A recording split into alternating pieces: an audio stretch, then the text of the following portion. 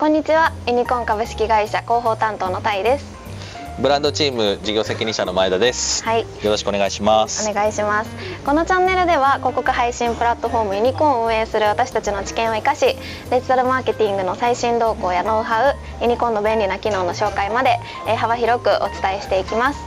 今日のテーマは、こちらのアテンションというところなんですけれども、はい、どうやって進めていきますか、前田さん、今日は。はい、今日はですね、アテンションで、こちらに紹介している過去ユニコーンで記事もノートで出させてもらったんですけど、アテンションについてお話ししていくんですが、そもそも、普段デジタル広告って皆さんどれぐらい見られてます？どう？正直メイクさんメイクさんがいらっしゃるんで先週見た広告覚えてる？脱毛の広告そう、覚えてないっていうか、あんまり覚えてないってことなんですよね。そうですね。で、結構ほとんどのユーザーの方が、いろんな調査結果でも出てるんですけど、広告ってうざいなっていうような話って多いと思うんですよ。実際思いません？思います。この辺に読みたいのにめっちゃ邪魔してくる広告とかめっちゃ多いなと思ってて。いや、そう、最近閉じるボタンが閉じるボタンじゃなくて、閉じるっていうテキストを広告原稿の中に入ってたりとか、外に閉じるとかで書いてね、なんかいろんなのがあるんですけど、やっぱり実際あまり見られてない、正直邪魔だなって感じてる方ってすごく多いと思うんです。そこがまず、この僕らの取り組みの、最初のきっかけというか、業界の背景のところなんですよね。なるほど。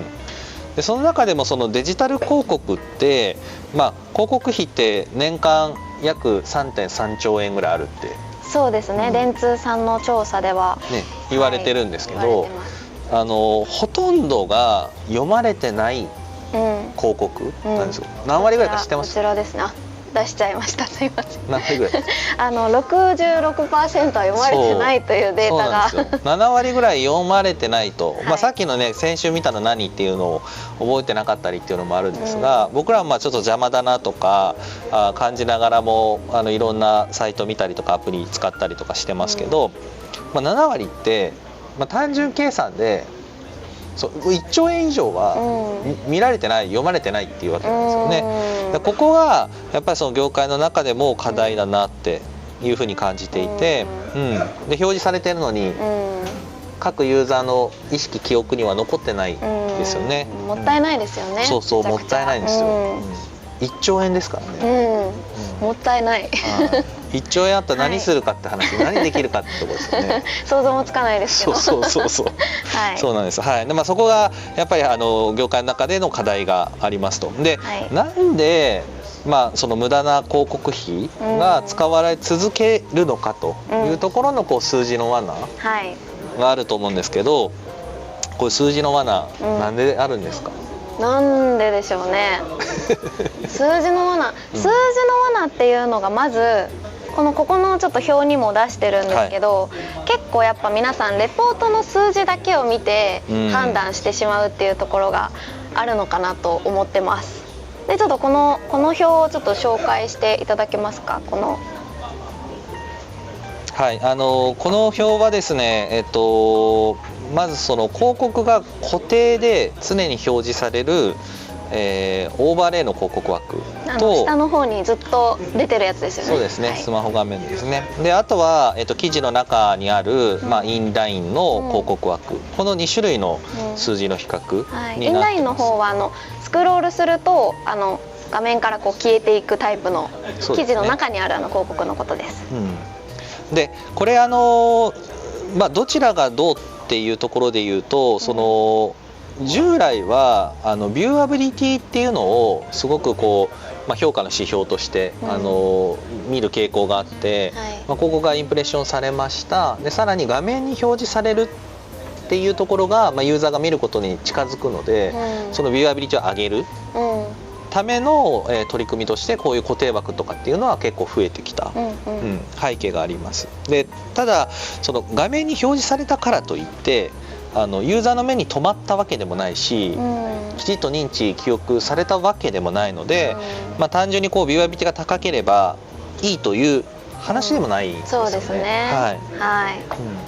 うん、で、そのビューアブル率っていうのをじゃあどうやって高くするかっていうふうに皆さん事業者がこう考えた結果、やっぱ邪魔な広告枠っていうのが出てきてしまったっていうところですね。そうですね。うん、はい。ありがとうございます。ちょっとじゃあ次に行きますが、それで出てきたのがアテンション計測っていうところで、アテンション計測って何ですか？はい、アテンションっていうのは実際にこうユーザーの視線が実際に広告に止まったか、目に留まったかっていうところを測る指標、はい、になります。でユニコーンはこの記事の中にもありますがルーメン、という会社と、業務提携をしまして、ルーメン自体はですね、その視線計測の、世界のこう、リードするというか、先進的な取り組みを、いち早く始めている会社で、アイトラッキングって呼んだりしますが、視線計測ですね、それを、ができるソリューションを提供してくれてます。でそのソリューションを使ってですね、 DSP としてはアジアで初のアテンション計測を、ユニコーンの方でできるようにしたっていうのが今回の取り組みで、はい、アテンションの、計測データをユニコーンとしても、ご利用いただいている広告主さんとか代理店さんに提供を始めたというような形、そうですね、はい、あとユニコーン全体のトラフィックもサンプリングして一部横断的にルーメンさんを使って計測させていただいてるっていうところが、結構アジアで初という取り組みになります。はい、でそれでルーメンさんと一緒にさっきの株固定のオーバーレイ広告とインラインの広告をアテンションのデータをもとにもう一回比較した結果がこちらの表になるんですけど、これはちょっとどういうふうに読んだらいいですか？すみません、そうですね、これがですね、この色をつけてるところが、ビューアブルレート、先ほどのその、画面の中に表示される割合、率ですねと、あとは、APM っていうのは、アテンションのその1000インプレッションあたりの、ユーザーが実際注視した時間を計測してまして、それが APM、で、ECPM に関してごめんなさい ACPM ですね。 ACPM に関してはそのきちっと注視されたその視認されたコストの、効率、の指標としてご用意させてもらってるんですが、ビューアブルレートが高いのは当然オーバーレイの方が高いですと。で、ビューアブルレートが高ければアテンションの効率もいいかっていうと、決してそういうわけではないというところが今回の検証結果で分かる部分ですね。そうですね、このちょっと色でつけてないんですけれども、インプレッションの隣のビューアブルレートっていうのが、オーバーレイ固定枠の方が高いんですけれども、赤で示しているビュードレート、実際に見られている、レートっていう割合っていうところがインラインの方が高くなっているっていうような、ところになりますね。はい、ありがとうございます。で、そういう結果が出た中で、アプリの獲得広告においてもこのその数字の罠と言われる問題がちょっと深刻らしいんですけれども、この辺のちょっとアプリの獲得のコンバージョンの2種類っていうのをちょっと紹介していただいていいですか？アプリの場合はコンバージョン地点っていうのはアプリのインストールになるんですけど、インストール後の起動になるんですが、多くの場合従来からある、広告が表示されましたインプレッションして、でユーザーがタップクリックして、でその後にコンバージョンをするっていう、こういう動線ですね。でこれに関してはクリックとつながってるんでクリックスルーコンバージョンと呼びます。でこれに対して、動画広告がもう増えてきたというところもあって、ビュースルーコンバージョンと呼ばれるような、計測評価指標もできまして、これは要は、広告のクリエイティブがビューアブル状態になって、うん、でそのタイミングで、ビューとして計測をするんですが、うんうんまあ、このビューが伴っていればその後アプリのコンバージョン地点までユーザーが進んでですね、成果を上げれば、ビュースルーコンバージョンとして、まあ、1件のコンバージョンとしてこう評価をすると。なるほど、はい、このまあ2種類、ビュースルーとクリックスルーの2種類があります。なんで、まあ、これまでの話でいくとビューアブルになってはいるけれども全然見られてないのにコンバージョンとしてカウントされてしまうものがあるっていうことですかね。そうですね、はい、実際にこうスクロールする中でパッと一瞬映ったようなものとかも、当然ビューとしてカウントするケースもあるので、そうするとその後にユーザーが、まあ、自然に検索してインストールしたりとか、他の広告経由でまあインストールしたりとか、まあ、その動線は流れは様々ですけど、それがあった時に、その表示されたビューを評価するっていうようなことにつながってしまう。実際はユーザー意識してそのビューがあったから、じゃあアプリ使おうってなってないのに、っていうところがまあ今の課題ですね。なるほど、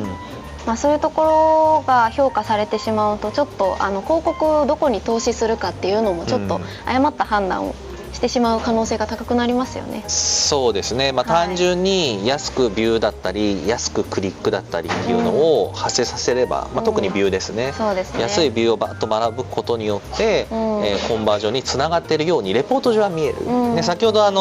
ちょっとこう僕らもスタッフと話して記憶に残っているここあるかって話ですけど、結局システム上は見たっていう判定になってるんですけど、ほとんどのユーザーが見てない、覚えてないっていう中で、そのビューその広告インプレッションを評価してそちらに配信がどんどん寄ってしまうっていうような、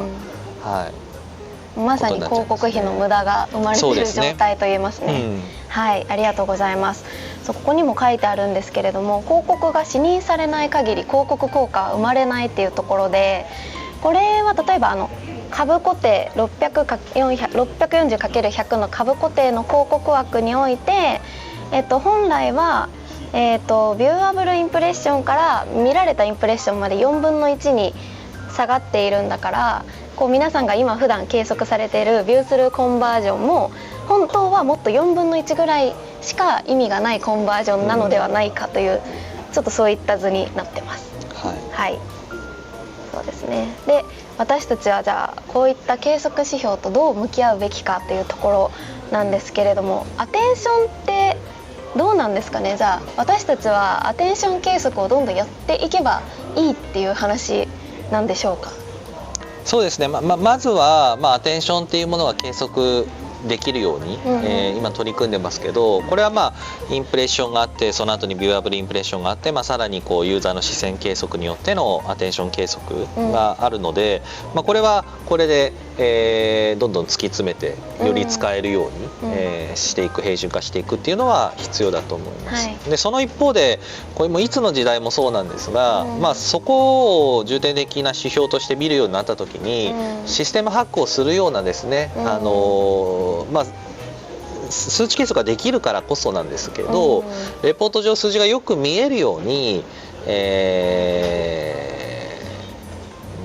システムハックですかね、をするっていうのが、そういう動きが必ず出てしまうと思うんですね。どこまでがそうですよね。数値をこうハックされていくってことですよね。そうですね。でどこまでがそれが良くないことで、どこまでがいいことっていうこの境界線は結構見極め難しいところではあるんですけど、そこをですねきちっとユニコーンは本質的な価値とか、ユーザーにストレスがかからないようにするとか、あとは当然メディアさんに、広告配信費を還元していくですとか、その業界全体をより良くしていく上で、その境界線を誤らないようにはしていきたいというところは、会社のスタンスとしてはありますね。そうですね。なのでそうですね、ユーザーに強制的に視認させるとか強制的にアテンションさせるっていうものじゃなくって、ユーザーがちゃんと広告を見るかどうかを自分でコントロールして自由に選択をできる状態が前提の上で、自分でちゃんとその興味を持って視認するっていうような状態をユニコーンではちょっと目指していきたいなというところですね。はい、ありがとうございました。他に何か最後にちょっと喋りたいことありますか？そうですね、ネット広告がね3兆円規模、市場規模がですね3兆円超える規模だというところで、その中でこう7割近くのユーザーがこうほとんど見てないとか記憶に残ってないっていうことがあることが実態で、1兆円の以上の広告費が、無駄になってるっていう言い方が正しいかあれですけど、その必要のない投資になってるっていうところがあるので、ここをより業界の中でも先進的な取り組みですとか健全な世界業界にしたいっていう風なプレイヤーの各社さん、皆さんとですね、よりいい投資に使っていければいいかなというふうには思ってますので、はいありがとうございます、引き続きご協力のほどよろしくお願いします。ありがとうございます。今日はアテンション計測について、解説させていただきました。ご興味ある方は概要欄の方から、問い合わせをお願いいたします。はい、今日はではご視聴ありがとうございました。ありがとうございました。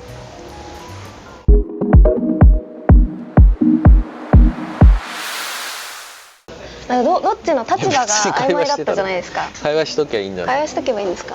じゃあいいか。